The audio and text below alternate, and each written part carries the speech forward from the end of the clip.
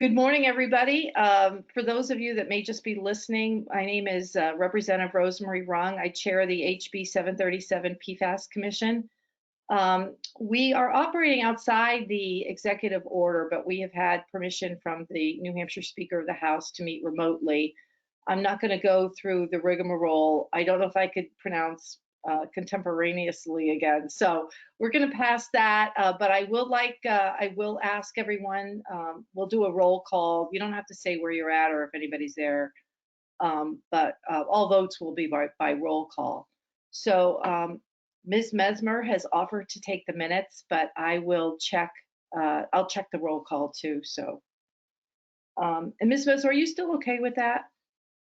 Take it. Okay. And I think this meeting is recorded, so we can, it'll be available on YouTube if people want to review any of the comments. Mr. Ayotte, I don't believe, oh yes, he's here. Okay, Mr. Badazian is here. Representative Bohm. Dr. Bush. Yep. Hi, everyone. Okay, Senator Carson. Ms. Costello. Okay, and Representative Cretion, I believe is here. Senator Daniels, I know is going to be absent today. Ms. Allen, Maureen Allen, no, okay. Representative Healy. Oh, I'm sorry. Okay.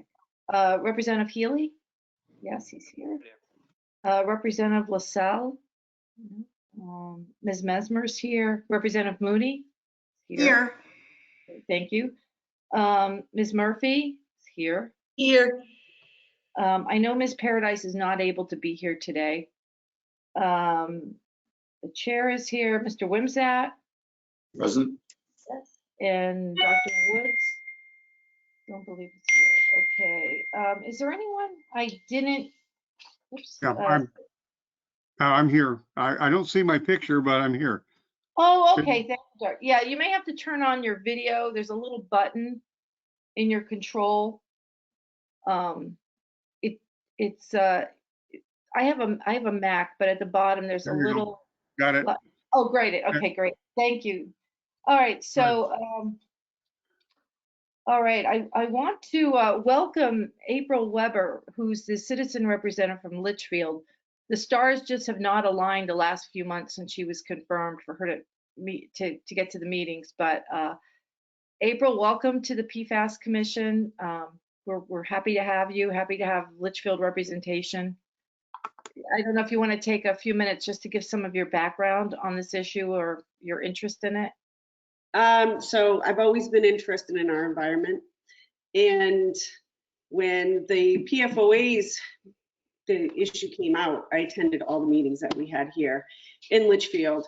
I think I was more knowledgeable than some of our representatives with it, that St. Gobain was and still is currently polluting. I mean, there was, discrepancies on whether they still were or not. So yeah, it's near and dear to me. We have 6 children. We have animals, and we care about the environment and want what's best for everybody. Great. Well, welcome, and we look forward to your participation.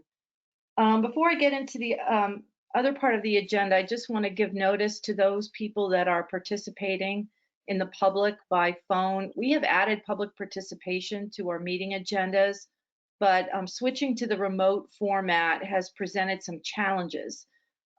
If during this meeting you have any comments that you want to make, please email them to Amy Russo. Her email is amy.russo, which is ROUSSEAU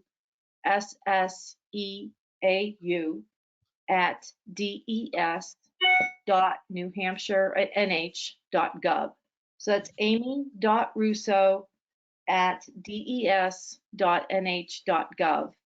Her phone number is 603-271-8801.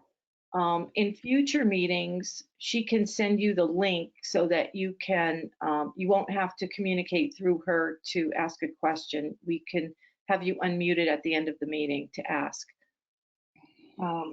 So with that, I think everyone got the minutes from our December meeting. If I would be happy to entertain a motion to accept those minutes. You can So raise your, moved. oh, okay, thank you. Is there a second? I'll second. Are there any corrections or changes to the minutes? Okay, with that, I will take a roll to accept the minutes as submitted.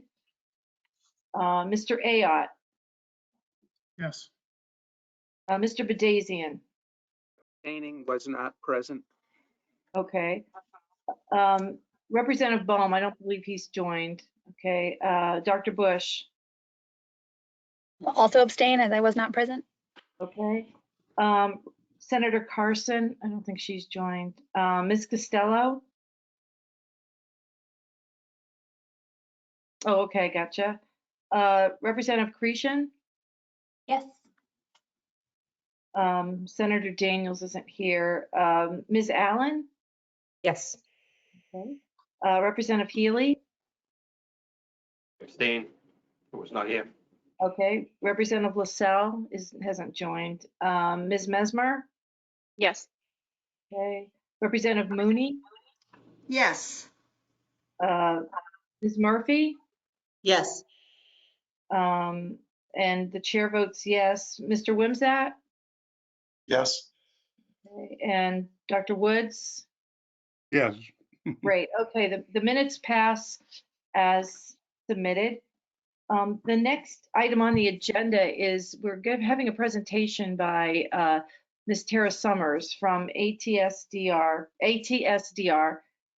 So I'd like to ask Ms. Russo if she could enable Ms. Summers and her guests to join and introduce themselves. Hello, can you hear me?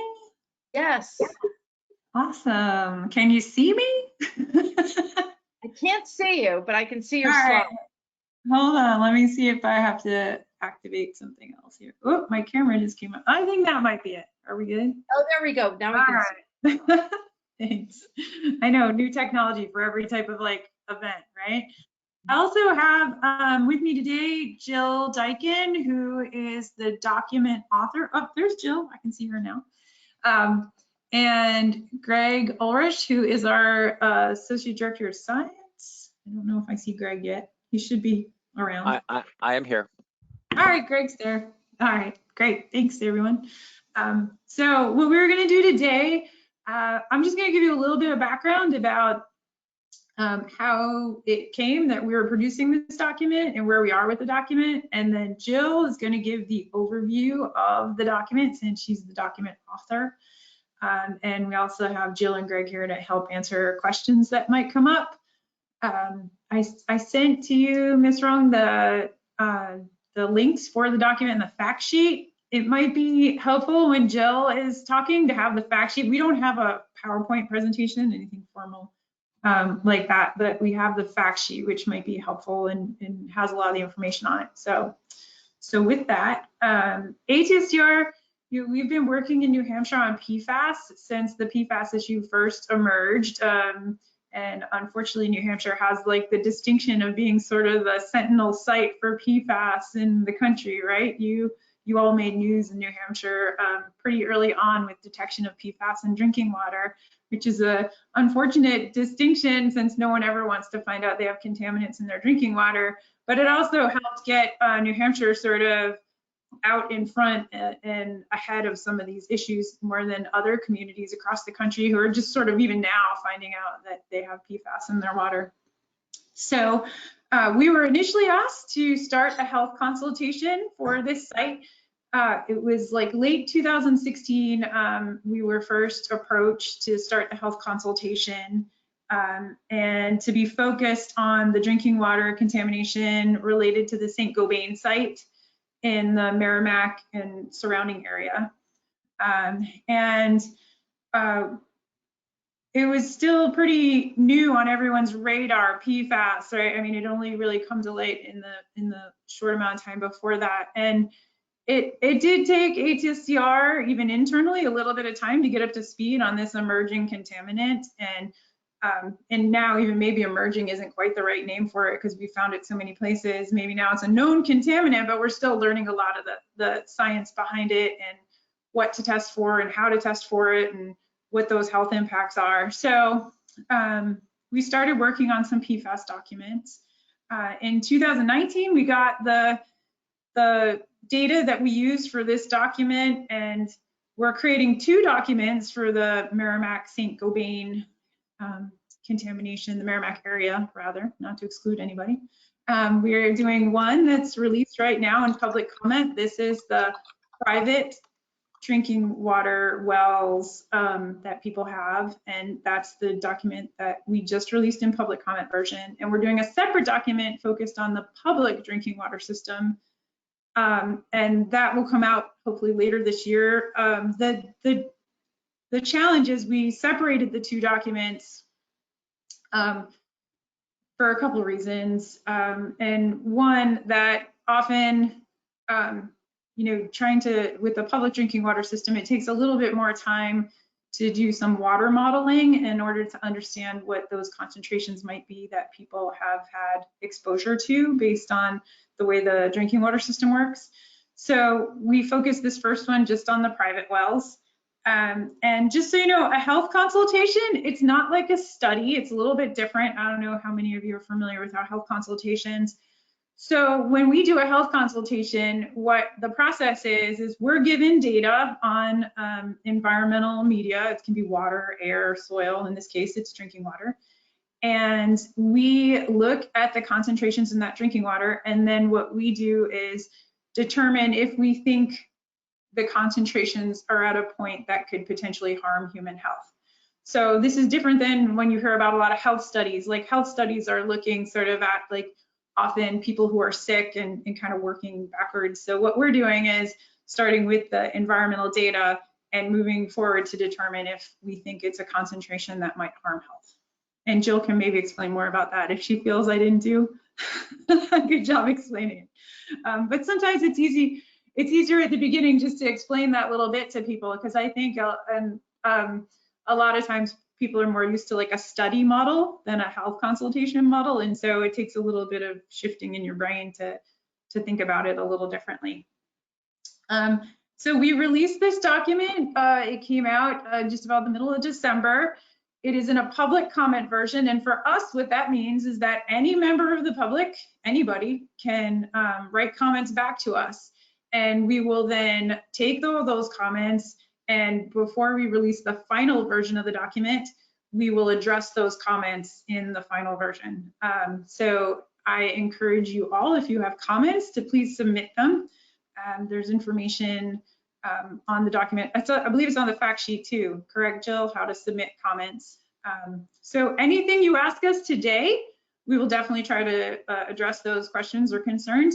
But just be aware they're not official comments because they haven't been submitted to us. So if you still have comments you would like officially in the record, please submit them to us through that process of submitting comments, because we definitely want your voices heard. And we encourage you, if you have other community members who want their voices heard, send them in. We are a company, pretty comfortable with getting lots of comments from the public on documents. So we encourage public comment. And I think that's all I have for my introduction. Oh, the public comment version goes until March 1st. Right now, the March 1st is the date. So please get your comments in before then. And with that, I think I'll hand it over to Jill. Thanks, Tara, for the introduction. Can everybody hear me? Yes. Okay, great. And thanks for inviting us to your meeting today. And, I just want to give a very brief overview of the findings of the health consultation that we put out in December for the private wells in the area around the St. Gobain site. So, just to clarify what this report was, is we were evaluating the presence of PFAS and in private wells in the 5 towns that surrounded the site. So that included the towns of Merrimack, Litchfield, Londonderry, Bedford, and Manchester. And we made 2 major conclusions in the report. So I just want to go over those and the basis for each of those 2 conclusions and tell you about the recommendations that were made, just to highlight our findings. The report and the fact sheet, as Tara said, are on our website, and we can share them with you if you don't already have it. So the first main conclusion that we reached was that before the actions began in 2016 to reduce exposures, drinking private well water contaminated with PFAS could have increased the risk for harmful effects for some community members. And the basis for this conclusion is that most of the private wells that we evaluated in the 5 towns of Merrimack, Litchfield, Londonderry, Bedford, and Manchester were contaminated with PFAS. The PFOA was the most detected most frequently and at the highest concentrations in the area. Based on our evaluation of both individual PFAS and PFAS mixtures effects detailed in our report, 237 out of 2,745 wells had PFAS at levels that could harm infants or young children. And about 9% of those wells had levels that could harm all age groups. The possible health effects from that exposure would mainly include developmental effects with increasing risk and possible additional risks for immune or liver effects at the highest PFAS levels. Also, other sources of PFAS exposure, such as from food or consumer products, could increase the risk of harmful effects beyond that risk from drinking the private well water alone. Okay, and another basis for our main conclusion is that the remaining wells that had lower or no detections of PFAS are not expected to have harmed health. However, the conclusion is uncertain. Many of the wells were sampled only once, and the actual PFAS levels could have fluctuated over time. Also, the knowledge about the health effects of the PFAS evaluated is still evolving, and many of the wells contained other PFAS, which has not been studied enough to evaluate the potential for health effects. Finally, the increased risk of developing cancer from the exposure to PFAS in the area is uncertain.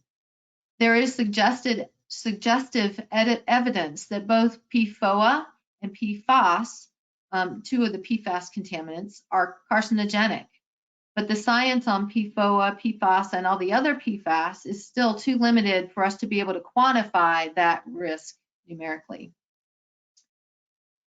So the second major conclusion that we reached in the report is that currently harmful exposures to PFAS in private wells have been minimized by providing alternate water and taking other actions.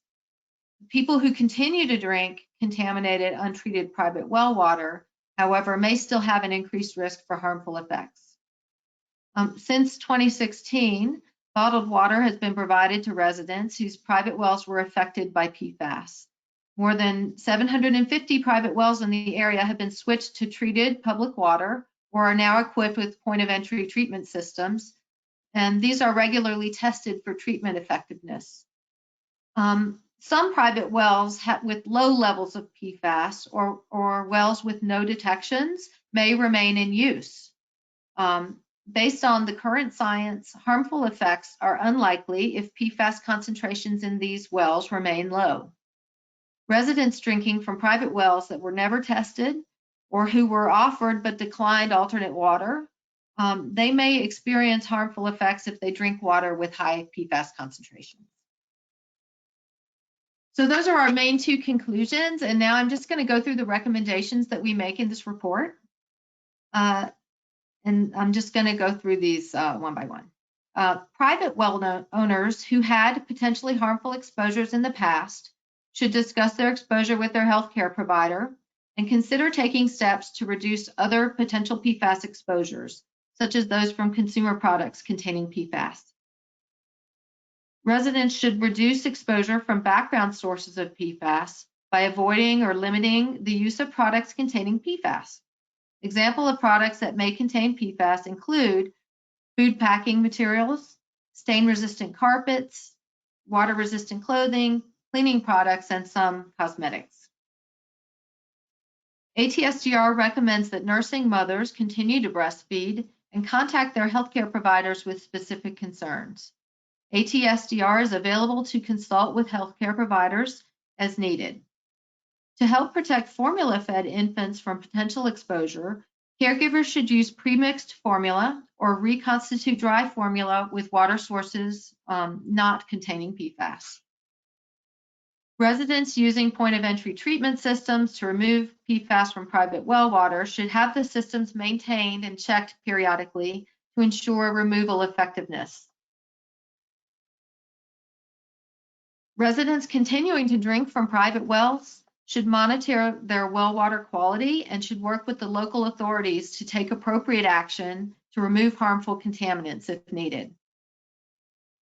ATSDR will work with New Hampshire Department of Environmental Services and DHHS to identify any private wells with PFAS levels of concern that have not been addressed through previous actions.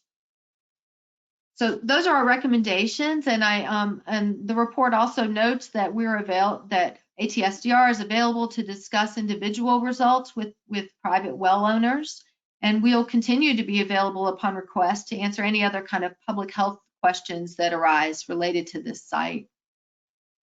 So those are our main findings, and I wanted to reiterate what Tara said, is that our document is available for public comment, and we are looking for any comments that you or the public have on improving the assessment in our report. We do make changes and modify language and respond to every public comment that we receive through the official process, but they have to be in writing. And that can be written in an email. We actually prefer email at this point because with the pandemic, we're having a difficult time getting mail to our offices. But I just want to encourage you all to please read the report and provide your comments. And at this point, I think I'd like to open it up. If you have any questions, we can try to address any of your questions today. If you want an official answer, then I would encourage you to please submit an official comment so that we can take that back and consider it thoroughly, and it will be included in the final version of our report, which will come out later this year. Thank you for your attention. And if you have any questions, please just speak up. Great, thank you. I just want to alert the commission that if you do have comments that you're going to make during this meeting that you want to include in that public comment from the report, please go ahead and do that. Don't assume that if you're commenting here, it's going to get into that report. So thank you. I'll open the floor for any questions or comments. You can just signal with your hand if you want to be called on. Yes, Tara. Tara, sorry, I forgot one thing. I knew I was forgetting something when I was talking to everyone. We are going to have a public meeting. Also, we're planning to have our New Hampshire partners. I think you know this on the commission, but New Hampshire is one of our apple tree partners again, which is a cooperative agreement we have with some states. So that sits within DHHS and DES. We have staff that we coordinate with there, and they're helping us. They're going to have the platform that we're going to use for the local meeting. Normally we do them in person. We prefer that, but in the pandemic, we've all had to, adapt to a new way. So we'll be doing it with kind of probably a platform similar to this, where we'll be on screen, and then we'll have people be able to submit questions to us. And the tentative date for that, we're aiming for February 2nd. We still have to firm up a couple things, but we think that's going to be the date. We'll have it in the evening. We try to do evenings so people are not hopefully at work, and we'll let you know when that's going to happen. We'll publicize that, and hopefully it'll be a good turnout and people can ask us questions. So just want to tell you, we are going to do some more work to get the word out to the public and then give people time to comment. We were trying to aim for like late January, early February, so people could still get comments in if they wanted to. Ms. Summers, I have a question. When will you be able to confirm that day? Because I think that's only like 2.5 weeks away. Yeah, I know. I think we're pretty close to confirming it, right? Jill, we have you available that day, and I just have to make sure our HSR management's on. So I'm hoping early next week we can make that date solid and start getting the word out about it. Okay. Do you know the time? Have you settled on the time, even if it's not confirmed?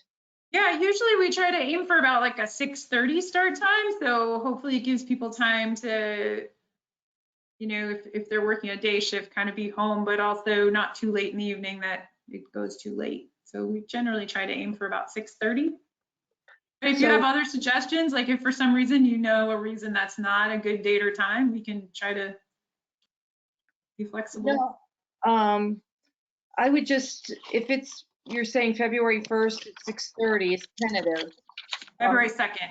Oh, February 2nd. Would it be okay if I just put that out there to the public just as a tentative date? And, okay. I think that's fine. And like I said, we have to get the messaging out about how to call in or, you know, to participate. So we'll work on getting that nailed down this week, and then we can send it out and get it to people. Okay. At least people could pencil it in, and we can confirm and give them more details later. Okay. Great. Does anyone have any questions? Yes. Yes, Ms. Allen. Can you hear me? Yes. This is a new platform to me, so even getting on there with the audio and video was. I spoke with Tara yesterday at length about communication, which was a great conversation. Thank you, Tara, about how it's so important to get this information to the public and how we're going to start to address that as a community, surrounding communities, and, you know, getting that word out so people know this is there. So that's one piece that I just want everybody to know that I am working on and reaching out to various people to try to enhance that, because that's always an issue. I'll do my best along with everybody here. I know will help with that. That's very important. So my question about the health report, which may apply to all health reports, I don't know. This is the first one I've ever dealt with in my life, unfortunately.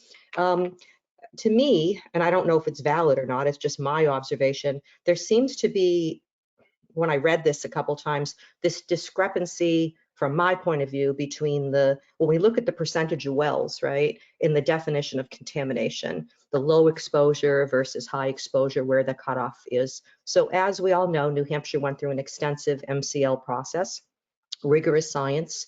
It stood up, you know, to court when it was challenged.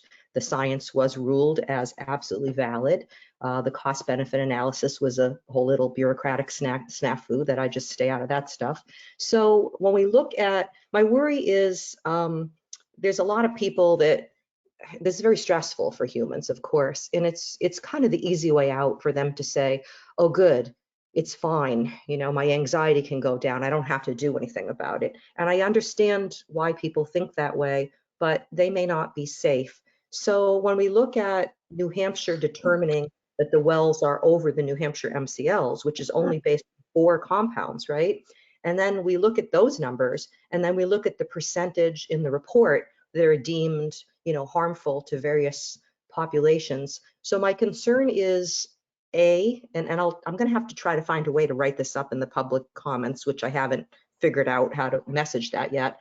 But I just wonder your thoughts and suggestions on that, because, you know, when I hear the phrase, your safety is, you know, probably better, or it's unlikely harm if it's low exposure. If the state is telling people that their exposure is 12 parts for PFOA, even if you're at 11, right? I don't think anybody says, oh, 11, it's not 12, I'm safe.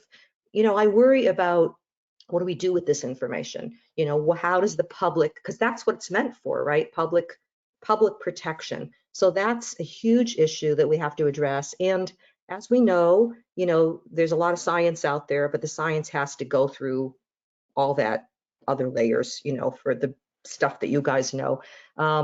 So my interpretation of this was that you applied, and when you started this, it wasn't this year, it wasn't last year, it was a while ago. So you applied, it looked to me like the intermediate MRL standard from 2018, at least it appears to me that way, which what bothers me about that is if we look at the short-term or intermediate MRLs, right, we have long-term exposure, not just in this community, public water, but every private well. The state had told us in 2018 their estimate was 10 to 15 years. That was in the blood sample report in the original CIR, I believe, that they had said, well, your exposure is somewhere between 10 and 15 years. So there remains this kind of tension between the full picture of the mixtures, including some PFAS that we're not analyzing for because we don't have the science, but it really looks like the harm is there based on the subclasses and the similarities that we see. So what are we going to do? I guess my question is,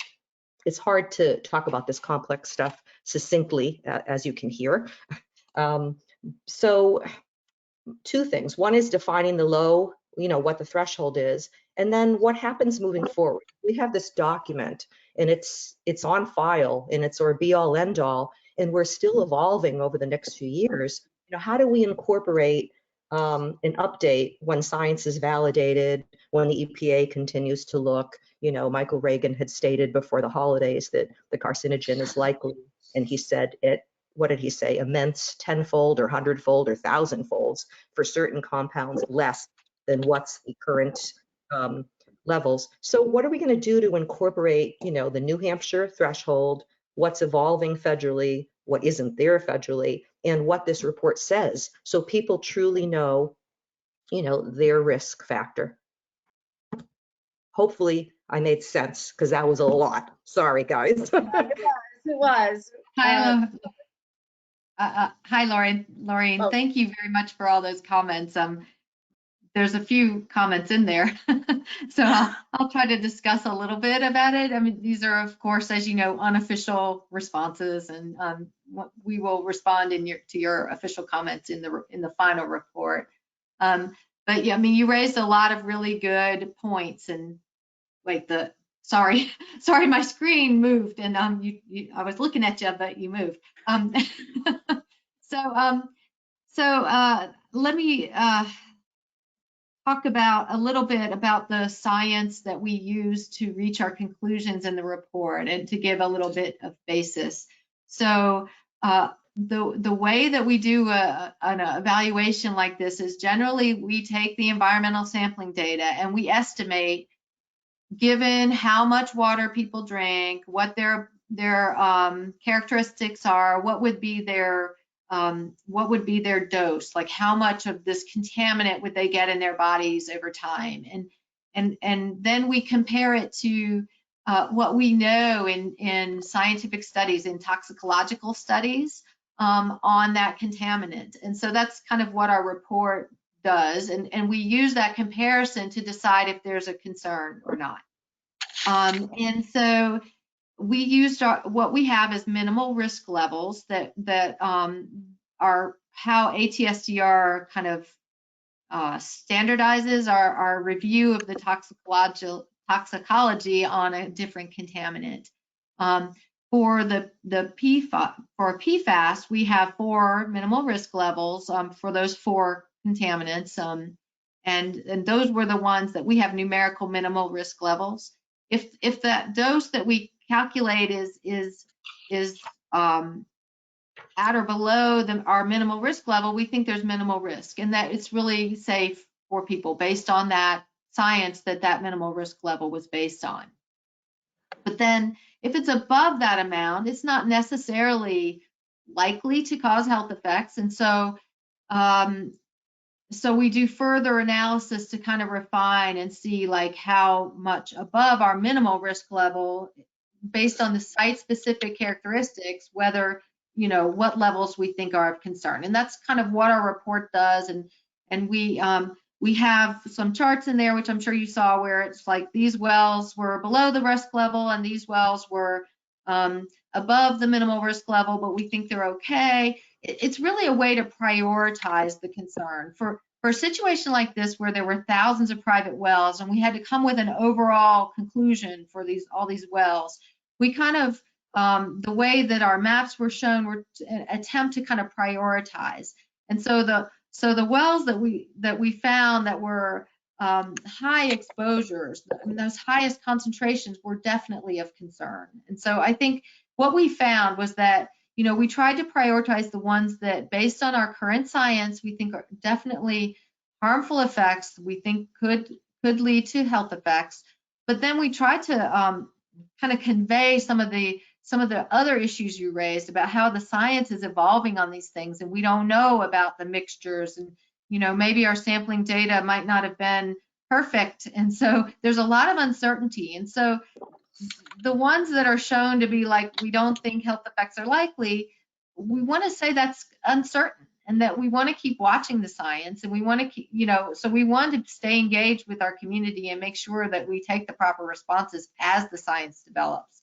So ATSDR is really following the science that's evolving about PFAS, and you know, we can modify our conclusions and recommendations as time goes on if we need to. But these are the values that we have currently, and that's what we based our findings on. I don't know if I answered all the questions in your comments, and I see that Ms. Mesmer has a question, so I'll stop talking. Yeah, Just Ms. one quick follow-up before Oh. Mindy asks a question. Did you use, the MRLs came out in 2018 in draft form. Many people here followed that very closely, and there was a lot of, there was a lot of controversy over it that year, God. And when the scientists quickly jumped on it, because they said, well, what does all this mean and what does it translate to? They came up with that initial number of what that meant for PFOA, PFOS, the 4, PFNA, PFHXS. And then when the number was finally kind of, announced officially, it was really more of the short-term and intermediate. Now the phrase intermediate as opposed to long-term. So if we apply the long-term, those numbers are 9 and 11, I believe, for PFOA and PFOS. So did you use those numbers, or are you using what the official decision was to use an intermediate risk factor? Because that troubles me here in this. Well, thank you for re-raising that, because I forgot to answer that part of your question. So yes, our minimal risk levels are intermediate. So we consider that to be between like a week and a year of exposure. And the reason that they're called intermediate is because the toxicological studies that we base that on are considered intermediate duration studies. So the studies didn't last longer than a year. But ATSDR toxicologists really looked at that question, and they determined that the intermediate MRLs are protective of chronic exposures as well. So we use our intermediate MRLs at this point to assess the likelihood for chronic health effects as well. So, so that's the response to that question. Sorry, I forgot to include that. Okay, Ms. Mesmer? Yeah, thank you. I'm going to be really succinct with a couple of questions. I agree with Ms. Allen's question about the reference doses used, and my question was whether you were going to update them based on the newer reference doses that we're seeing. The MRLs would be updated based on the newer MRLs we're seeing coming out of EPA right now. My second question was whether, and this will be, I'll be commenting public, I'll be formally commenting on these things, but on table 1 of your summary report, you do comparisons with the MCLs, the maximum concentrations, and PFAS-specific CVs, but you're in a state where those, in some cases, are about double what the state of New Hampshire has said is okay for people to drink. So I would request that you add a column or two stating that the MCLs in New Hampshire are X for one column, and then the second column that looks at the number of private wells that exceed the MCLs that New Hampshire has in force. And so my question is whether that could be done. And then I guess number 3 is, do you have a sense for how many more than 825 exceed the state's MCL for PFOA? Okay. Okay, the first question is whether we are updating our minimal risk levels on the basis of the new values that are coming out from EPA. I do know that our toxicology toxicological profile group is currently updating our profile, and we've got an expedited revisions to update that profile now. I think it's still in the works, but we are definitely looking at the current science and working to update our values. I'm not aware of exactly how they will be changing or what will change, but we are looking at the new science and trying to incorporate that as quickly as possible into our documents and our processes. The second comment was about the table, and you wanted to request that we add columns showing your state values, and that's certainly something that we can do. And those kind of things to help improve our report, to make it more relevant to your community, we will take those into account, and we can do that kind of modification easily. So yes, we can do that. And the third, I do not know, I don't have the numbers for how many would have exceeded the state MCLs. I think at the time that I was working on this report, the MCLs had not, when I started, they had not been formalized yet, or and so I don't think I have those numbers, but that is something that we can include in the final version as well. So certainly those are easy things that we can incorporate into the report. Thank you. Thank you. Do you have any follow-up, Ms. Mesmer? No. Okay. Are there any other questions or comments? Oh, yes, Ms. Murphy. Oh, thank you. Actually, I have two questions. One is, you mentioned that PFOA and PFOS and cancer risk.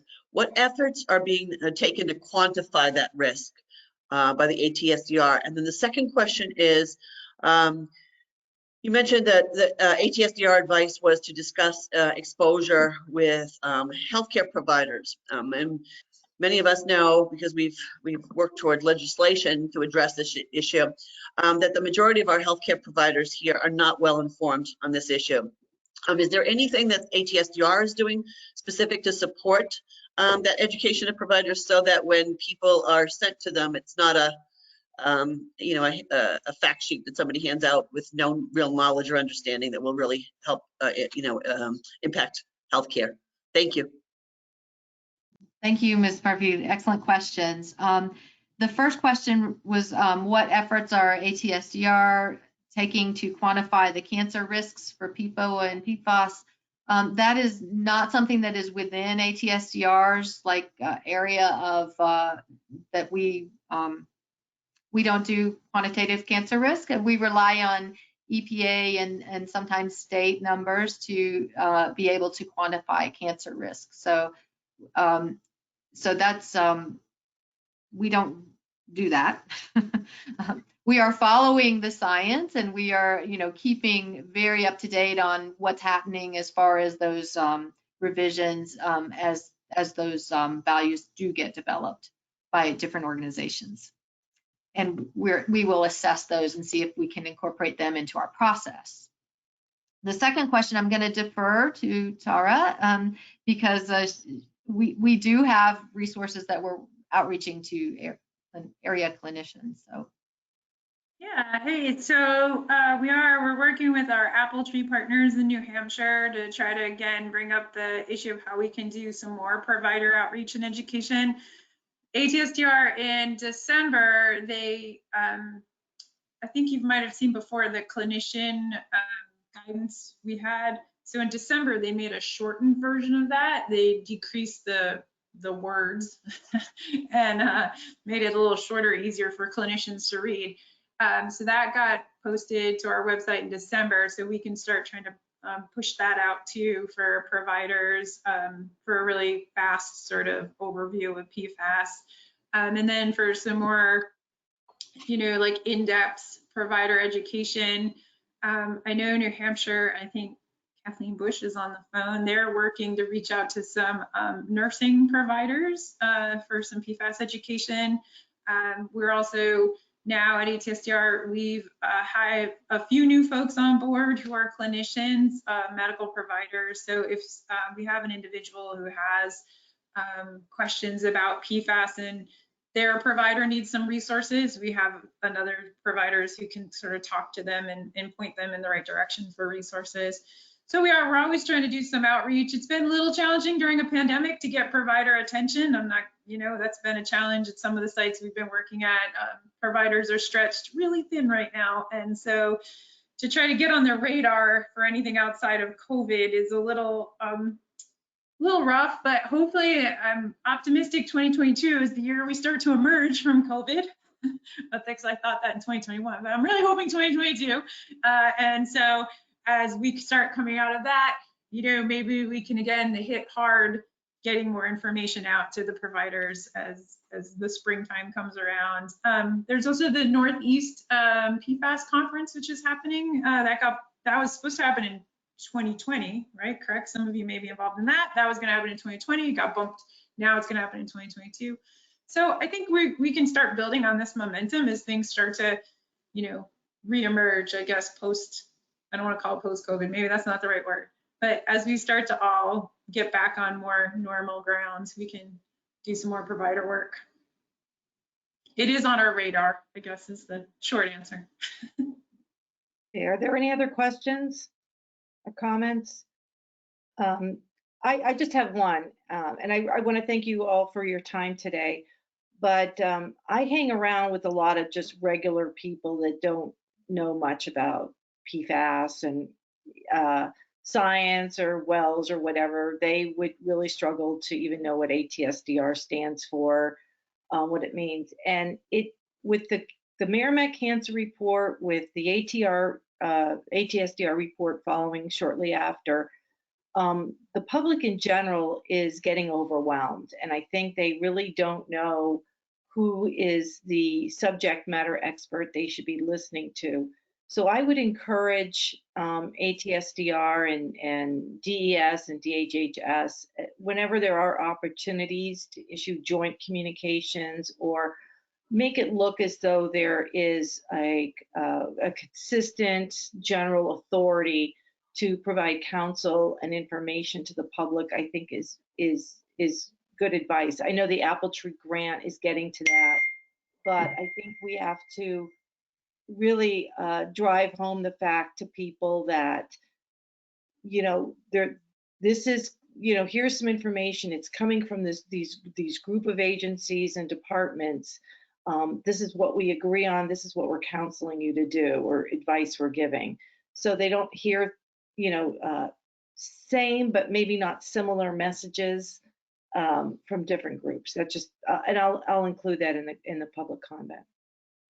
All right, great. With that, I want to thank you very much, and we will move on to our next agenda item, which is a update from DES. Mr. Wimsatt, the floor is yours. Thank you, Representative Rung. Good morning, everybody. Happy to be with you again in the new year. So the update will follow sort of a similar format to what I provided previously. And that is, the first item is that, as you know, as wells are sampled outside the consent decree area, that sampling is being conducted by DES. And whenever we learn of any exceedances, any wells that have been determined to exceed the standard, we do a series of notifications on that. And right now, there are, or as of the 19th, we expect a mailing to go out on the 19th, which would be, I think, Wednesday of next week. 232 notification letters. Those are wells. Those are letters that will go to properties that are located within 500 feet of anywhere we've identified an exceedance of the standards in a drinking water well. And that breaks down by town as follows. For Bedford, it's 115 properties. For Litchfield, it's 75 properties. For Londonderry, it's 7. For Merrimack, it's 35. And so that, again, that grand total of those in those communities of notifications is 232. And when those notification letters go out, the folks who receive those are given information about how they can go to our site to request to be sampled. And while we can't guarantee that we can sample everybody to date, we've been able to do that. Whenever anyone asks us to sample, we've been able to do that and get that done, reasonably promptly. Other topics or pieces of news. The department issued a comment letter on the soil management plan that was submitted by consultants for the Flatley property on January 11th of 2022. DES also issued a comment letter on the soil management plan for the New Hampshire Department of Transportation's Effie Everett Turnpike project. That, as you know, there's a significant expansion of the turnpike that's planned, and that involves a lot of soil movement, and so they're required to provide a soil management plan for that. And we issued that letter on the 6th of January. Also, we issued a letter on Addendum 13, which we'll talk about in a moment. Of course, the addendum are the addendas to the sampling plan that Saint-Gobain and their consultant Golder Associates provide as they expand their sampling and continue their sampling in the CD area. As far as water supply sampling goes, that plan and now has 13 addenda, and that is Golder's using essentially a 500-foot buffer for wells that exceed. So as they do their sampling sort of incrementally, as they identify a new exceedance, they'll draw a 500-foot circle around that, and any properties that have not yet been sampled will be identified for sampling, and letters will go out to offer sampling. They're also doing retesting of wells where the PFOA results are between 10 and 12, so very close to the standard. And actually, I'm going to be talking with Commission Member Bandazian about that. He's reached out to me on that, some work that he would like the Environmental Subcommittee to work on. And Rick, I'm sorry I didn't get to you before now, but I will be getting with you to schedule a meeting with Jeff Martz and you and I, so that we can talk about that. So, currently, as of December 28th, which is the date of the last tally, and it precedes Addendum 13, so we don't have the updates from Addendum 13. There are a total of 3,437 properties that were identified, that have been identified for sampling, and that's 5 more than the December report that I gave back at the early December meeting. There are 3,404 access agreements that have been sent out to property owners seeking to sample their wells, and that's 96 more than the December report. And we're still running a pretty consistent return rate on those of about 66%. So about 2/3 of the homes that are the residences and properties that they send access agreements to end up signing those agreements and asking to be sampled. And 2,053 samples have been collected from water supply wells to date, and that's 90 more than the December report. And 936 properties have been offered bottled water, obviously because those are the properties that have been determined to be above the standard, and that's 18 more than the December report. So the majority of properties within the CD area have been addressed by the work plan and the addenda that have been submitted to date. We expect there'll be a few more addenda to this sampling plan that will be needed in the coming year to complete all of that sampling. And that's mainly happening at the periphery areas of the CD area, sort of towards the outer boundaries of the CD area. Additionally, there are numerous property owners that have declined to have their wells sampled, as I mentioned, because of the return rate we get. And that's after 2 notices from Golder. So it's certainly possible that those folks at any time could come back in and say, well, I would like to be sampled now. So that could be, potentially a significant part of what will be done in the coming months. As far as the site investigation goes, the Saint-Gobain will be conducting a post, or a sampling of the stormwater now that the RTO has been installed. So post RTO stormwater sampling. And the timing of that is going to be dependent on confirmation of the effectiveness of the RTO and safety concerns working around Merrimack River. But we do expect that to be scheduled. And the supplemental site investigation comment letter, which has long been in process, is undergoing final review, and we would expect to issue that in the coming weeks. So glad to be getting that out the door. And then to go to the issue of the regenerative thermal oxidizer, you had a pretty detailed summary and report from Kathy Beam and Mike Fitzgerald of our Air Resources Division at the last meeting. And I did seek just an update from them on what new has happened since that update. And what they've let me know is that Saint-Gobain did submit timely information in response to the letter of deficiency that was issued pertaining to the use of the bypass stack. And that includes a permit application for an amendment to the temporary permit.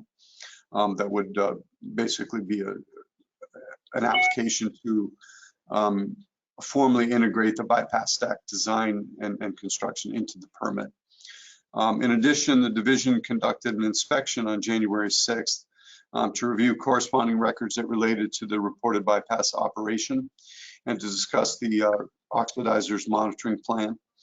ARD is currently in the process of reviewing the information, and it's anticipated that they will be issuing a response to the information submitted in response to the LOD. Also, they'll be issuing an inspection report and a letter related to the completeness of the permit application in the coming weeks. The division also requested clarification information pertaining to their review of the stack test report and anticipates a final letter on that issue as well. So that's a summary of what the Air Division has reported. And again, as I always do, I'll submit these comments to the clerk, whoever's compiling the minutes, so that they can be provided.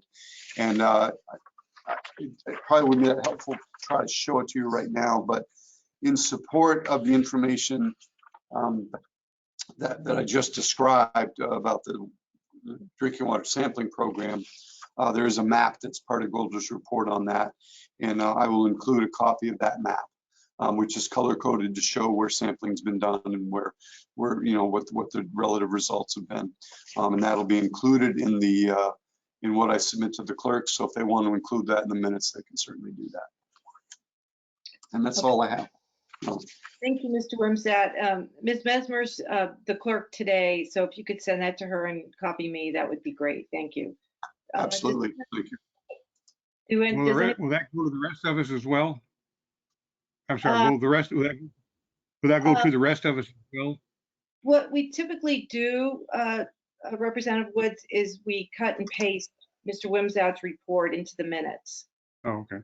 So they're not a separate document. But Mr. Wimsatt, you can correct me, but I think we haven't edited those, maybe just formatting. Okay, are there any questions of Mr. Wimsatt? I think that's right. Mr. Badazian. Okay, first is more of just an amplification with the retesting results that were summarized in the December 21, I think, Golder update report. What was interesting is they had resampled 121 wells. Those fell into three categories, all of which could be potentially interesting. 15% stayed the same, 39% went up, and 46% went down. We don't know seasonally when those, at this point anyway, don't know when those tests were done seasonally, what the neighborhood changes in conditions potentially were, or what the order of magnitude of the changes were. So all of that potentially could be interested. If they're just small increments, maybe they're not interesting at all, but we're looking forward to getting that data. The other comment / question I would have, we're all looking forward to permanent solutions in our communities, and bottled water has continued now for years. In the December report, we saw that it's costing $40 to $45 a month, I think, for Saint-Gobain to provide bottled water. Compared to the cost of extending water lines, that's very, very inexpensive. And so I would, from a corporate profit-making point of view, prolong bottled water as long as I possibly could.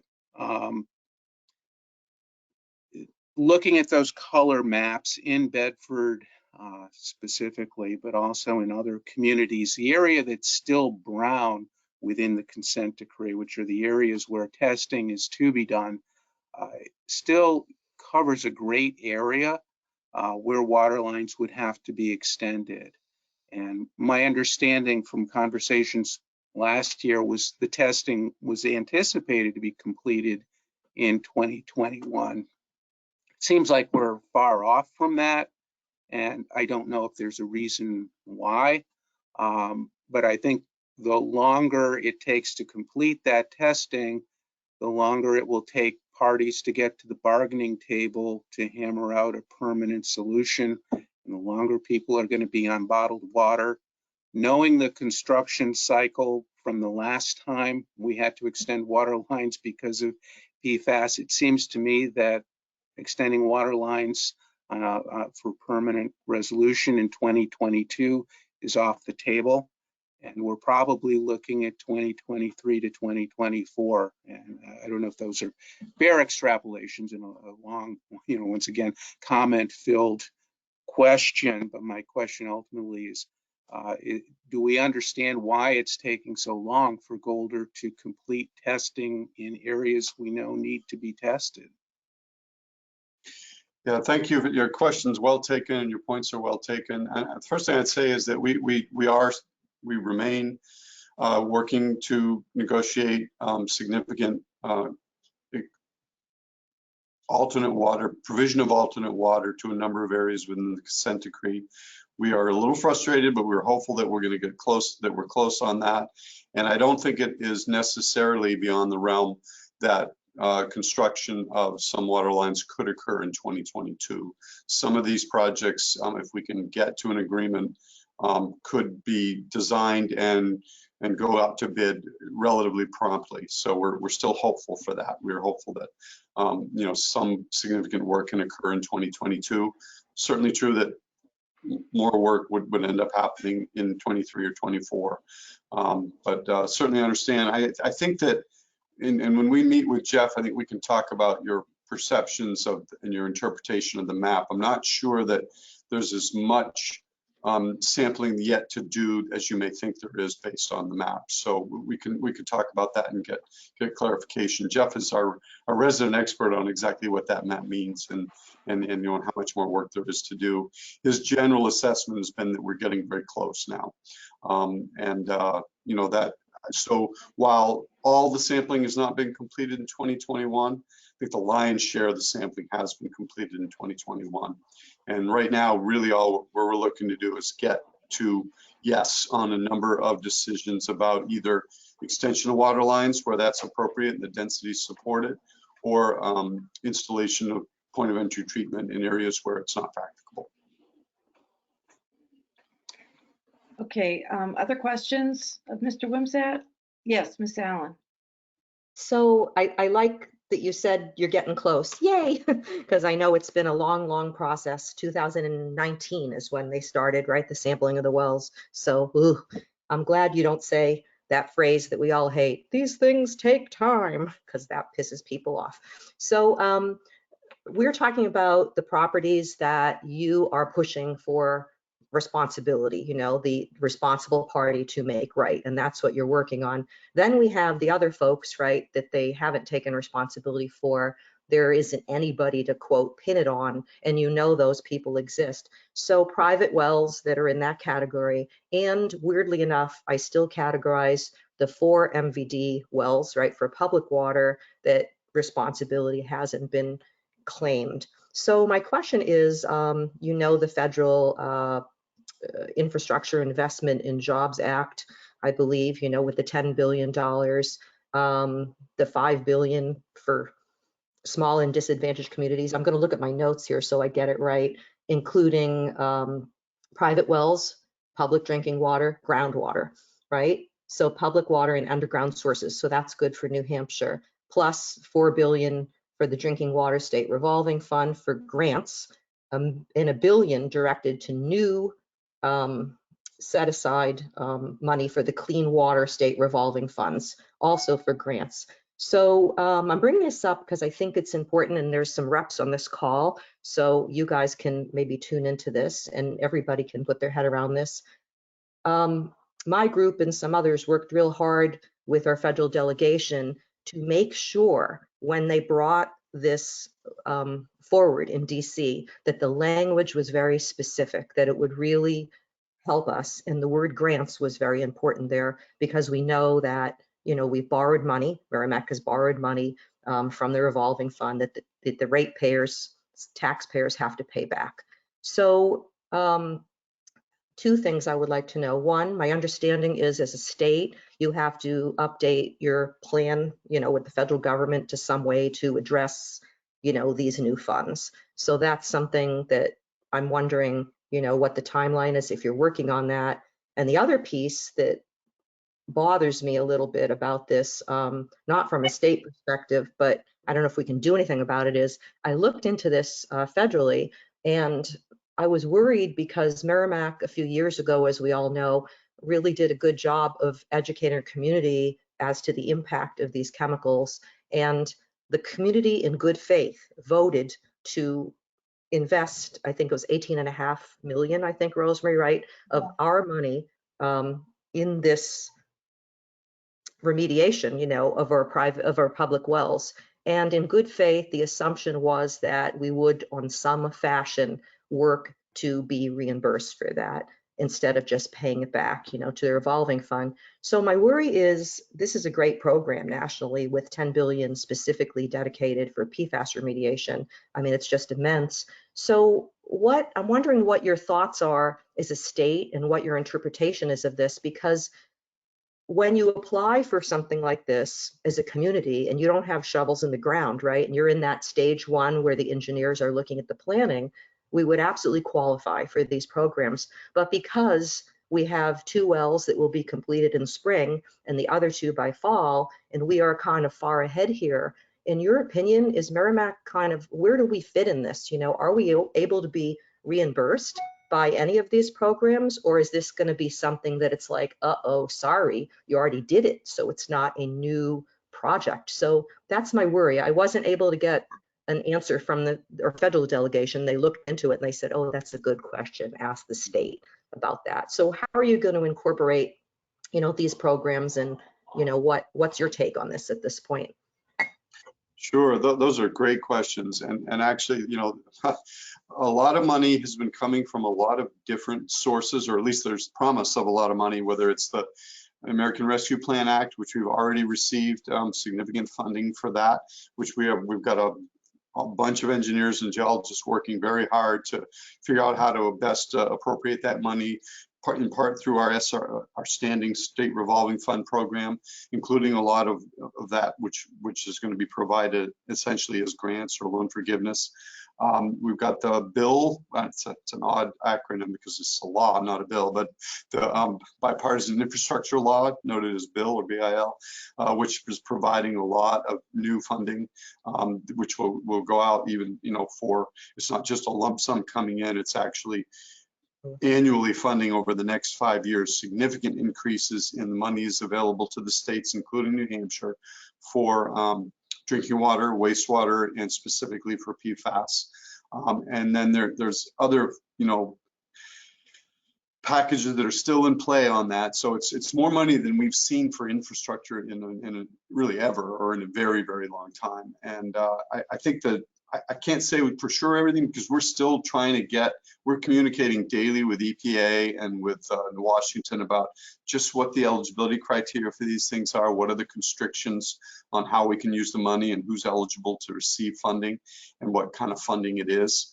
But I think the short answer is I don't think Merrimack is going to be punished for having gone out early and done this important work. I really don't. I think that before, you know, the time it all sort of sugars off, I think Merrimack will do very well in this process. I can't say exactly how, I can't say which program is going to be their best option, but that's what we're looking at. And I know our engineers in the water division, work very closely with the Merrimack Village District as they do with other water systems and public water systems.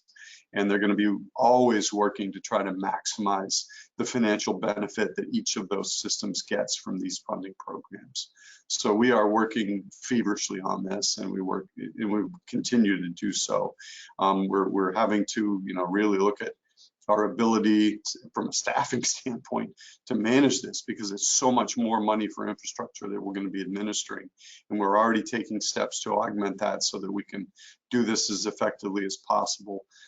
I can assure you that every day, the tenor of the meetings and the discussions and the work that we do on this are all about maximizing the amount of money that comes to New Hampshire communities to address these problems. Certainly for PFAS, but not just for PFAS, but as you know, there are lots of other drinking water challenges related to naturally occurring contaminants like arsenic and radon and such. And public water systems struggle with those on an ongoing basis. And we're doing everything we can to make sure they get as much money in the most advantageous way possible and timely. So a lot more, there will be a lot more to say about that at some point for a future meeting in this commission, when we have a little bit better idea of how it's going to look and how the money is being appropriated. I'd certainly be happy for me or someone else to come and speak to the group about that. Thank you so much. I think we should add that to the agenda, right? And have that update on commissions ongoing.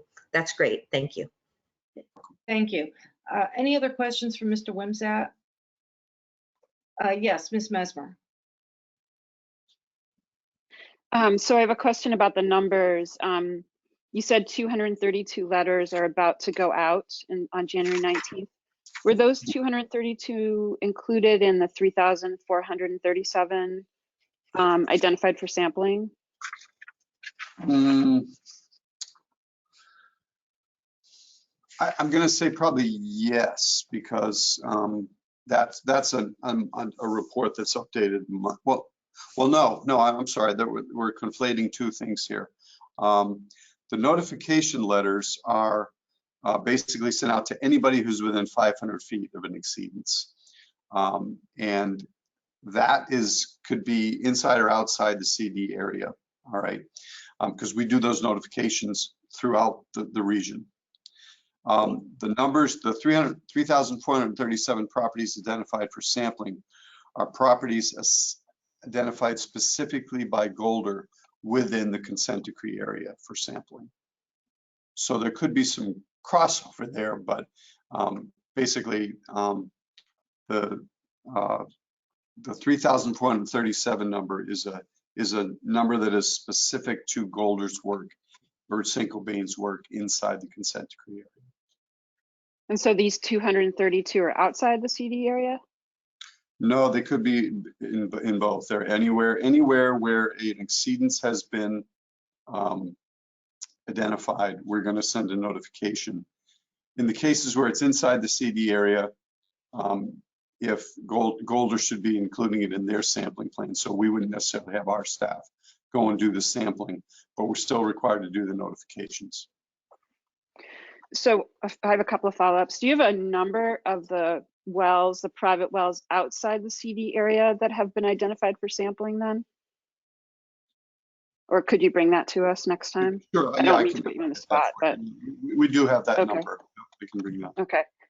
So my other question, so I think you said something like 900, I couldn't catch that number, 900 plus people have been offered bottled water so far, which means that that's the number of people that exceed the current MCLs, correct? 900 that's right. Inside the CD area. Okay. So my other question is, looking at the ATSDR report that we just heard from today, they say 825 people exceed about double our MCL level. So I'm kind of wondering these numbers, if 900 plus people inside the CD have been offered bottled water, but ATSDR using a standard which is double ours, and they have 825.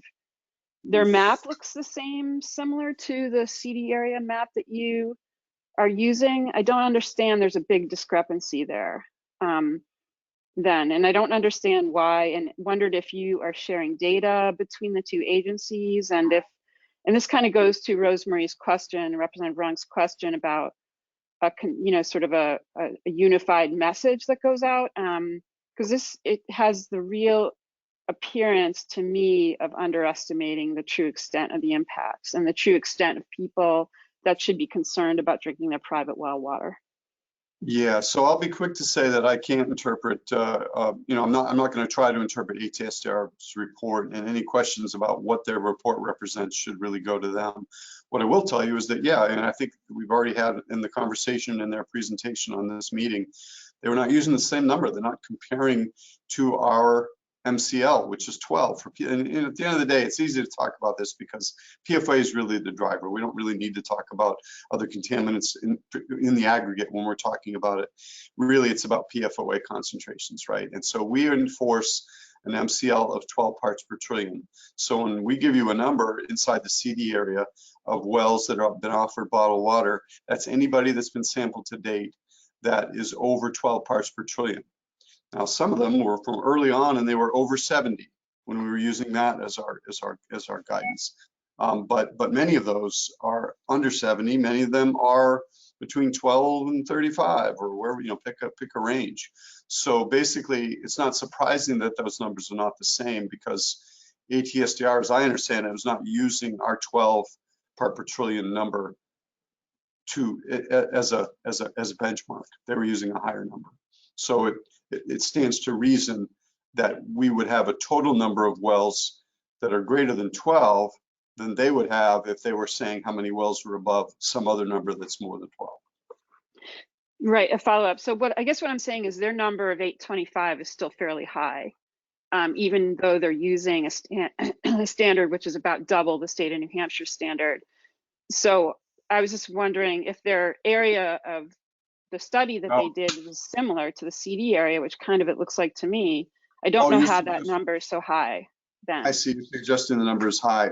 First of all, my understanding, and again, I would really direct you to ATSDR, is that they are not, they did not, I don't believe they confined their work to the consent decree area. I think they confined it to the geographic boundaries of the 5 towns that they studied.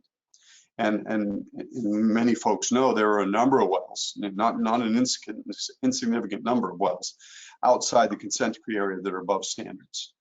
Also, I'll be honest with you, and I really don't know this. I don't know when they sort of took the data they had and started crunching the numbers, because obviously I come to you every month and I give you new updated numbers, new wells that have been identified that are above standards. I don't know when, at what point ATSDR stopped collecting data and then processed their data and drafted their report. And that's a question that I think you could certainly ask them. Yeah, so I guess I would ask them that question, and that's part of why I asked them to amend that table. But that tells me that there's possibly a much bigger problem in New Hampshire based on the MCLs than we know about right now, though. Because if their areas include the 5 town areas that they looked at, they were using a standard that was double ours, and they still came up with 800. It tells me that there's a much larger problem in those other towns than what we recognize right now, and it kind of gets to Mr. Bandazian's question about why is it taking so long to figure this out, kind of thing. And I know it's because of the 500-foot rule, but if they, so I think there should be a sharing of the databases so that we know that when they say 825 exceed double our standard, that we're actually looking at those possibilities of being impacted by Saint-Gobain outside of the CD area. Yeah, we have and will share any data that we have with them. That there's no discomfort with that at all, and it's all public data. Why wouldn't we share it? But I would say that I don't think, while we still continue to do sampling, and we've got samplers out there every single day doing these additional samples, so we are collecting more data. But I think at this point we're over. If you look at what Saint-Gobain has done within the consent decree area, what of course we did very early work inside the consent decree area before Saint-Gobain stood up their capabilities for sampling, and all the work we've done outside the consent decree area. I think we're probably well over 7,000 drinking water well samples that have been taken in the southern New Hampshire area at this point. I think we do know an awful lot about that. And to be sure, there are a lot of wells outside the consent decree area that are above standards. And we know about those. That we've already collected that data. I mean, Londonderry is a good example. There are several hundred, east of High Range Road, which is outside the consent decree area, where we know that there are drinking water wells above standards. So those will be included when you come back to us next month with the numbers. Sure. Yeah, absolutely. Okay, We did that. Absolutely. Thank you. Are there any other questions for Mr. Wimsatt? Yes, Ms. Weber. So I heard that, Michael, that you were talking about laying down more water lines eventually. Aren't we talking about point of entry systems? I mean, I know living in Litchfield, I have so many residents that talk to our board about wanting a port of entry system into their home because we have concerns with our current water supply and the astronomical cost of that water supply. Yeah, I know that's been a concern, and I think, candidly, that we are working not just on the PFAS problem, but just generally on what may be significant expansions of public water systems in southern New Hampshire. And I know that creates, for some people love that. They love the safety and security of having a regulated public water system that provides their water. Other people are not crazy about it because it comes with a water bill. And that's something I think that will continue to be a debate and a struggle for some time to come. In the context of what's happening with St. Gobain inside the consent decree area, there will very likely be, because of the density, and I just probably should say, from DES's perspective, when we're looking at a responsible party providing alternate water in an area where they've impacted groundwater quality and impacted private drinking water wells, we essentially see the gold standard for addressing that as extension of public water. And we've pressed for that. And of course, I think over 600 homes have been connected to public water by St. Gobain since 2016 as a result of that work, in part, as we were negotiating the consent decree and then after the consent decree was finalized. We continue to discuss with them a combination of those things. So we believe that in areas where the density and the geography and the nearby availability of a water system exists, we're going to be looking to see that public water will be extended in certain areas. There will be other areas where the density of detections or just the other practicalities of extending public water are more difficult, where point of entry treatment systems will be an acceptable solution that can be provided to people whose wells have been impacted. So it's going to be a mixed bag. And I'm sympathetic. I understand that people who for years have had their own well and have felt that it was very cost effective for them, learning that they're going to be connected or offered connection to a water system is often not maybe what they would like, would not be their first choice. But in some cases, that's likely what's going to happen. In other places, they may well be offered a point of entry treatment system. It just depends upon the sort of geographic and other circumstances surrounding where they live. Thank you. Okay, any other questions for Mr. Wimsatt? Okay, we're gonna move on. I'm not giving any, we gotta get through this agenda. Dr. Bush, would you please provide an update from DHHS? Yep. Hi, everyone. So I have a couple general updates, and then I'll provide a more detailed update on the cancer investigation that we discussed in detail at the last meeting. So first, just some general updates, and this gets back to some points that Nancy Murphy and others raised during the ATSDR presentation around healthcare provider education. And I'll also be providing all of this in a Word document, and it can be incorporated into the notes, which includes some links to different resources. But the first is that ATSDR updated recently their PFAS fact sheet for healthcare providers. So there is a new document that kind of re-summarizes the information in a really succinct and digestible way. So I'll make sure everyone has access to that. Also, as was noted by Tara Summers, and which Nancy Murphy also knows about, is an upcoming presentation on PFAS at the Northern New England Nurse Practitioner Conference. That's being organized by Peg DiTullio, a representative of the Nurse Practitioner Association, who serves on SB 85 with many of us. And so Nancy Murphy, as well as staff from DES and DHHS, will be co-presenting at that session. So I think that's going to serve as an excellent model for how we can start to work together to increase awareness and understanding around PFAS with the healthcare provider sector. Another that I just wanted to note, hot off the press yesterday, there's a new FAQ document from the New Hampshire Insurance Department regarding coverage of PFAS testing. So many of you probably recall that a bill many of you worked on was passed in the last session, mandating that insurance covers the cost of PFAS testing. So there's a FAQ document out there now to help people understand what that legislation covers.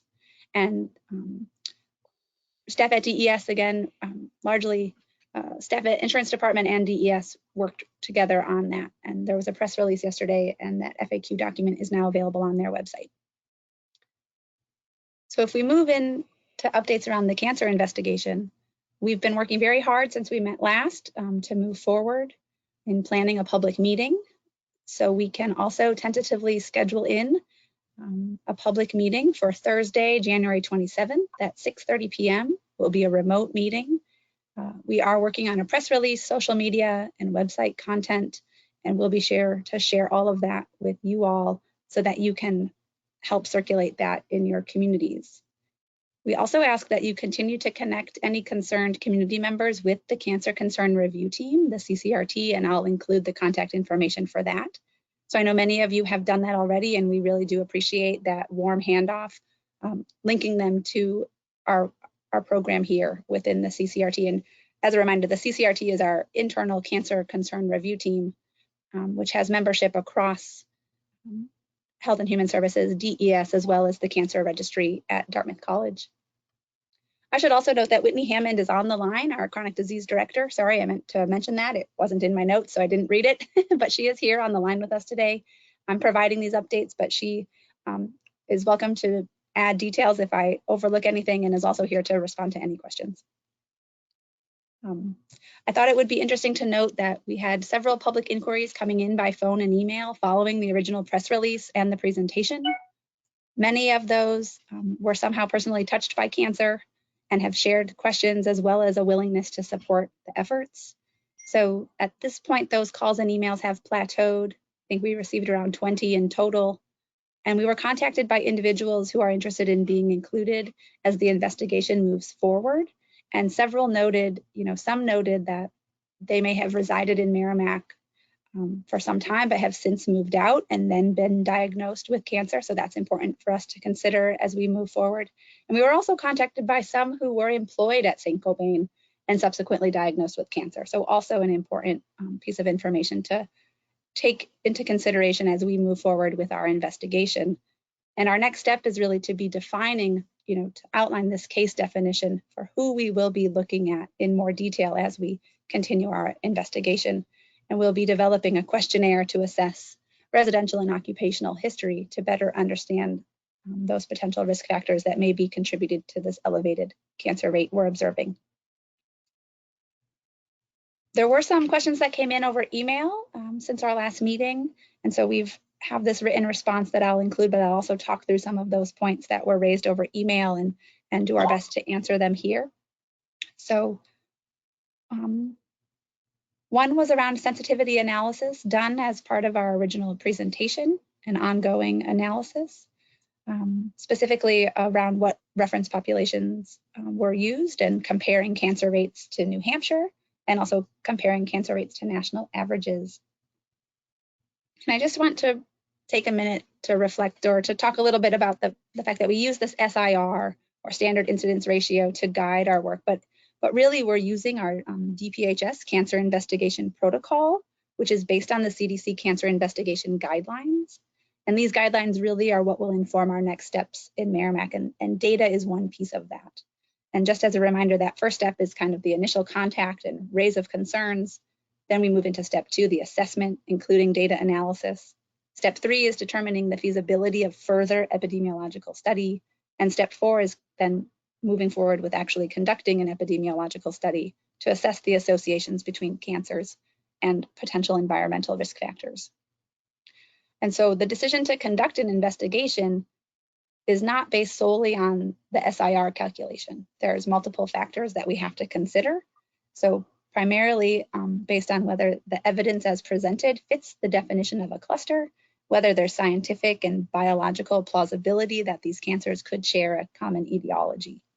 And so as we move through this process and moving beyond step 1 and that initial data analysis of step 2 to a more detailed investigation, it's really based on a number of factors. And so we have to consider the statistical stability of the SIRs at the town level. We have to consider the number of actual observed cases, the small number of those observed cases, as well as the steady sort of non-increasing trend over time, and the scientific evidence linking potential environmental exposures to the observed cases. So we will continue to refine our case definition with all of those factors in mind. But to the point of the question, we have completed sensitivity testing for the SIRs with comparison populations that have resulted in mixed results of SIRs, some being higher than 1 and some lower than 1. So some statistically significant and some not. And this is reflective of the fact that cancer and risk factors are not solely environmental, and differences in demographics, things like age and race and income, and health behaviors, things like smoking or screening rates or early detection, they vary by state and they vary by town. And so we expect to see some differences in the statistics. When we run this analysis for Merrimack and the surrounding towns, the 9-town area, we did do that work using 2 reference populations, so both the rest of New Hampshire and the rest of the United States, and we can share updated data at the community meeting. And as we said, we did see sort of a mix of high and low SIRs, or significant and non-significant SIRs. So it's just important to consider that there are many factors that affect our ability to compare New Hampshire health statistics to US health statistics. Some of those factors are race or screening rates or early detection. And then obviously another factor to consider is differential environmental exposure.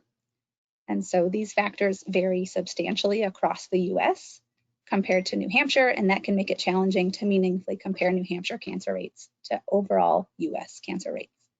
Just a couple of examples of this difference. One, bladder cancer. So we know bladder cancer is elevated in New Hampshire, and we see that in New Hampshire towns. And that signal disappears when we compare to the rest of New Hampshire, due to the fact that New Hampshire has higher than average rates of bladder cancer. So we look at some towns in New Hampshire, compare it to New Hampshire, and those don't look elevated. But then we compare those towns to the rest of the United States, and they do look elevated. But we know that to be true because of our high levels of arsenic. We know that New Hampshire has some of the highest levels of bladder cancer. This would not warrant a cancer cluster investigation. Another example is the incidence of breast cancer. It appears elevated in some towns when we compare to the United States, but that signal again disappears when we compare to the rest of New Hampshire. We can explain this finding by the fact that New Hampshire has some of the highest use of mammograms for early detection of breast cancer. And so the more cancer you look for, the more cancer that you'll find. Alternatively, screening amenable cancer, such as cervical cancer or colorectal cancer, we would expect lower rates in places where we have more screening using things like Pap tests and colonoscopies. So again, I hope those 2 examples just showcase how we can't just compare the data we have for towns in New Hampshire to the US and use that as the only bit of information or data to then decide where we conduct a cancer cluster investigation. But we have looked at this data, and at this point, we do not see elevated SIRs for kidney cancer in any of the surrounding communities.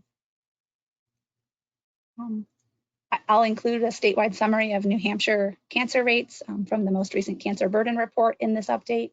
And we also suggest reviewing some of the documents and recordings that came out of the Pediatric Cancer Conference last summer, and I'll include a link to all of those conference recordings in my updates. Particularly, there was some work done by Dr. Judy Reese at the New Hampshire Cancer Registry, who did a great presentation documenting the impact of race on observed cancer rates and how it really does impact our interpretation of cancer rates in New Hampshire. So there was a question about RMS rates in pediatric and adult populations in the surrounding area, the affected area here. And I think, again, it's just important to consider those CDC guidelines that I mentioned previously. And at this time, there really is no reason to look at RMS in Merrimack. There's no evidence to suggest that RMS rates are elevated in this area, and nor is there scientific evidence to suggest a plausible environmental exposure. So I'd also remind people that there is a Seacoast Cancer Cluster Investigation report, and I'll link to that, which was specific to RMS, and there were no clear findings regarding any common environmental exposures in that investigation. There was some questions around the average onset of kidney cancer, as well as several other cancers, including colon, prostate, bladder, and non-Hodgkin lymphoma. And our current investigation is focused on kidney cancer. To date, we've looked at the average age of onset for kidney cancer in the geographic area of interest, and we do not see anything unusual compared to the rest of New Hampshire or the rest of the United States at this time. And we do not have any additional information on the average onset of these different cancer types, but again, I point you to both the data portal as well as a national website, the SEER website through the National Cancer Institute for additional information on cancer statistics in New Hampshire. Then there was a question around reporting cancers, compiling reports of cancers. And so we could seek some clarification on this question. It was sort of interpreted two ways, but if we're looking at reports of cancer cases, then I would point you again to the cancer burden report as well as the DHHS data portal. If it's not about the cancer cases, but more about the concerns coming in regarding cancer, then we did want to note that the New Hampshire Cancer Program maintains a log of all reports and concerns. Many of these concerns do not progress beyond education and outreach for the individual expressing a concern, as they may be reports of different cancers with different etiologies or a lack of known environmental exposures. So the detail of these reports are probably unable to be shared due to their small number and in order to protect privacy and confidentiality, but we do maintain a log of those reports. Then there was a question around animal health and sort of a One Health question around, is anyone looking at this in animals, as there are also reports around increased risk of cancer or tumors in pets.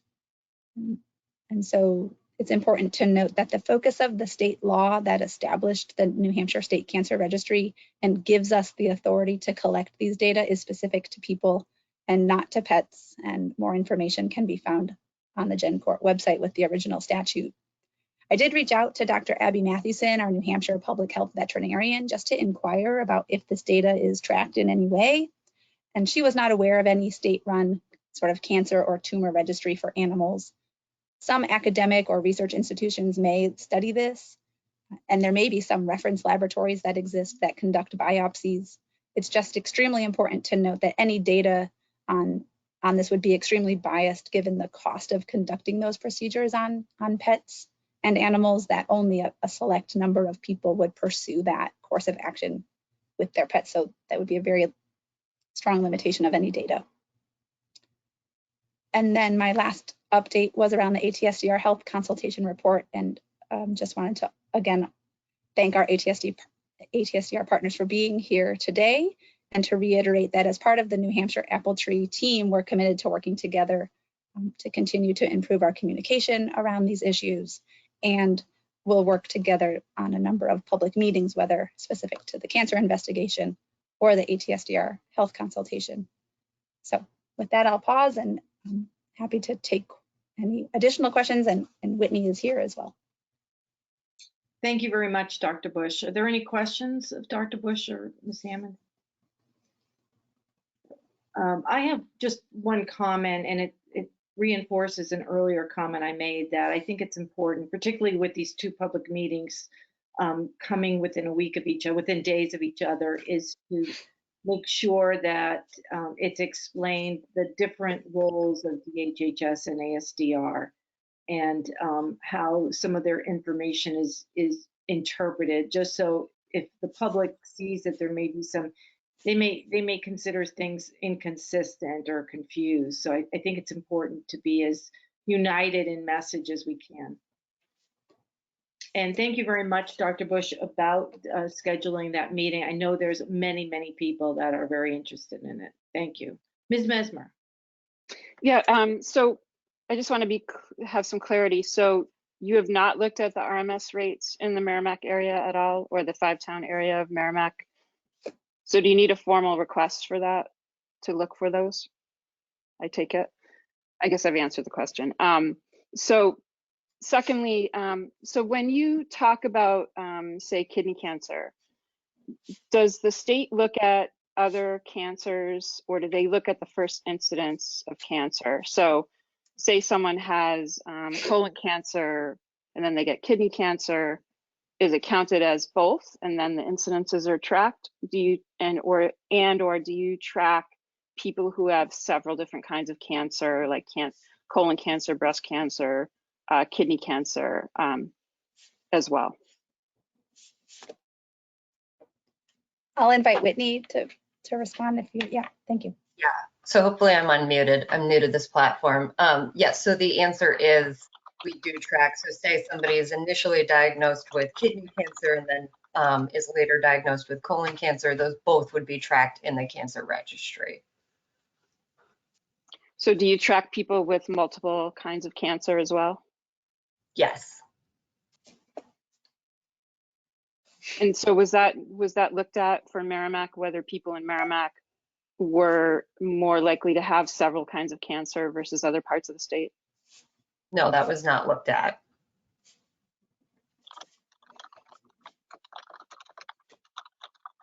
Thank you. Okay, any other questions? Okay. Representative yeah. Run, can I just ask you, because I really hear your feedback about trying to coordinate our messaging. I mean, does anyone have a specific example of what would really be the most useful? Are we talking about a joint press release? Are we talking about a document that talks about one presentation and then another presentation? I think we have feared conflating them, and so perhaps have opted to keep things separate. But in doing so, is it then hard for people to see the connection or even understand how they are related? And so rather than keeping things separate, would it in fact be better to fill the space with something that outlines, here is one and here's what that is, and here's this other thing and here's what that is in one communication? Well, just my own opinion, but I have a background in communications, is just to acknowledge that there's a lot of information. It comes from different sources.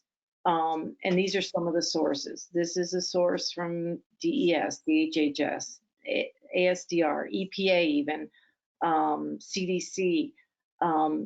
Their approach to this issue may be different. Some of the calculations or the standards that they use may be different. This is how they're different.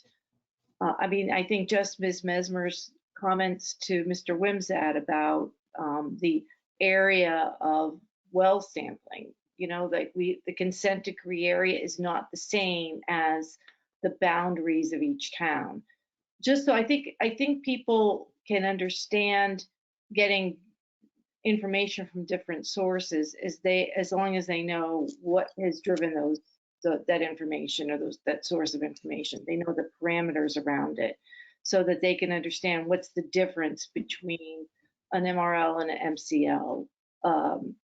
You know, it's just a lack of confusion. Sometimes I think all of us, particularly those that are agency professionals, is you're in this issue so much that it's very difficult sometimes to step out and see how other people who don't have the expertise, the education, or the experience that you have living with this day in and day out, they're only looking at it from their perspective.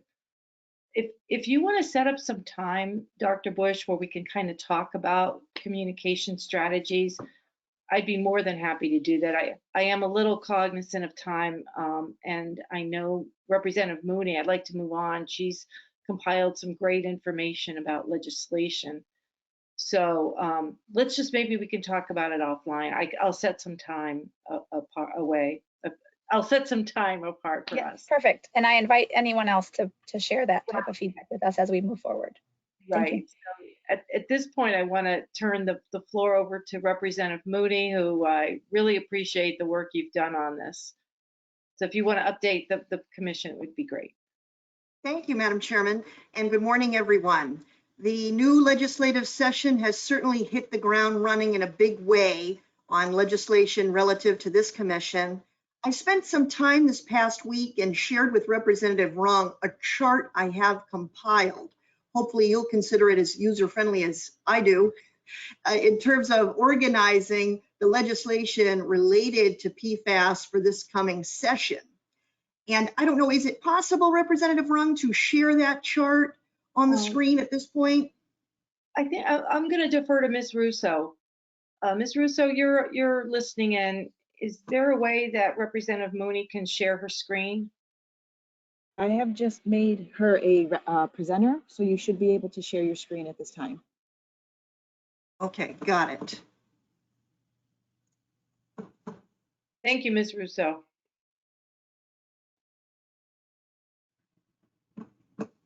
All right, is everyone able to see that?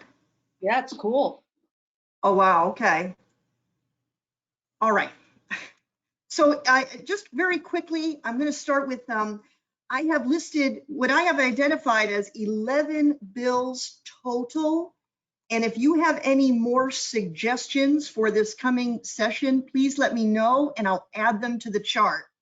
So as you can see, I have in here I'm sorry to interrupt, Representative Mooney. I think I'm just looking at your screensaver. It's the blue swirls. Okay. Let me try this. Is that any better? Yeah, it would just need to be enlarged a little bit. I'll just put my glasses on. Okay, isn't that funny? Because I can't see what you're seeing. I can only see my screen as it is. I don't see how it's shared. So this is good. Okay. So here is the chart. I've listed 11 bills that I've identified. If you have any others, please let me know and I'll add them to the chart. I have in the first column just the number in terms of 1 through 11. In the next column is the bill number, and that bill number is hyperlinked to the bill text. Next is the title of the bill, then the sponsors. Then we get into the House action. You'll see that some hearings have already taken place, so I've shaded them in gray. But in that column, I've included the email address for the entire committee so that perhaps you or others could email committee members in support of the bill.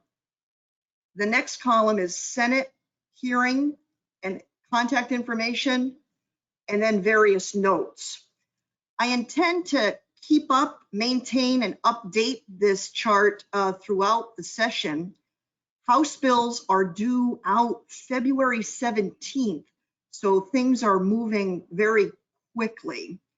I intend to share this chart. It's a Google Doc with all of you immediately after this meeting, and hopefully you'll be able to access it and view it whenever you like, and let me know if you have any difficulty with that. At this point, I just want to highlight a couple of things. First of all, you can still, as members of the public and as the commission and so forth, log in support of bills online like you did last year when everything was Zoom on the House side. And I have included, hopefully you can see my cursor here, the link right here at the top of the chart for you to be able to log in online your support of a bill. When you click on that, it brings you to a calendar. You'd have to know the committee the bill is in and the bill number, and then just like last year, submitting your contact information, your name, and who you represent. So that's here. Also want to point out to you why I have the floor here, House Bill 478, which is number 1 on my list. Last week, by an extraordinary bipartisan effort, House Bill 478's committee report, which was 14-7, was overturned on the House floor. I want to emphasize that this was an extraordinary effort and an incredible display of teamwork of the entire Merrimack House delegation in collaboration with community activists who have been over the top, interested, and helpful in terms of crafting the exact language for this bill. Just extraordinary. So the bill, House Bill 478, is on the move and very much alive. It's on its way now to the Senate. And I want to make mention of this. Although it has not been scheduled for a hearing yet on the Senate side, I would encourage all of you to go to your town councils and ask them for unanimous letters of support for this bill to go to the Senate committee members. A year ago, the Merrimack Town Council fully signed a letter of support for House Bill 478, which went to the House Judiciary Committee for support. If you like, I could even supply that letter to all of you if you're interested, so you can take it to your own town councils and encourage them to do exactly the same. As a very brief summary, House Bill 478 would require Saint-Gobain to pay for fully the operation, maintenance, and upkeep of the filtration systems for wells 4 and 5 beyond the year 2025, which was originally agreed upon in a settlement they had in 2018. So again, House Bill 478, very much on the move. I would encourage you to go to your town councils and ask for letters of support on the Senate side, since we're almost at the home stretch, for this bill to pass through the Senate and make it to the governor's desk. So I know we're running short on time, but that is a summary of the chart I've compiled, the extraordinary effort that was placed into House Bill 478. And again, all of this will be shared with you in order to track bills relevant to our subject matter going into this session. Thank you, Madam Chair. Thank you very much, Representative Mooney. Thank you for all the work and thought that you went into this document. It's going to be very helpful, not just to us, but to our constituents. Are there any questions for Representative Mooney? Okay, seeing none. I'm going to, I'm making a habit of this, but I'm going to do it again this month. I'm going to pass on agenda item 7, review of the draft letter. I'll get into that when we have more time about requesting Saint-Gobain agree to expanding the outer boundary of the consent decree. I'm not sure, there are a few things I want to get to. We did request anyone that was listening, if they wanted to make public comment, they can call or email Ms. Russo. So, but there are a few things I want to go over first. One is definitely want to give big thanks to DES and Amy Russo for being able to facilitate this remote meeting. As mentioned and confirmed from last month, we are unable to use the LOB due to the scheduling requirements of the standing committees. If there are any subcommittees of this commission that would like to meet, specifically environmental or the health subcommittee, please discuss with Ms. Russo if there's a possibility of her being able to, or DES being able to host on their platform those meetings. We are still required to comply with the right to know law and noticing RSA, so that those meetings still have to be noticed in the House calendar. Usually the deadline for that is Wednesday by 4 o'clock for any meetings that would happen the following Wednesday and beyond.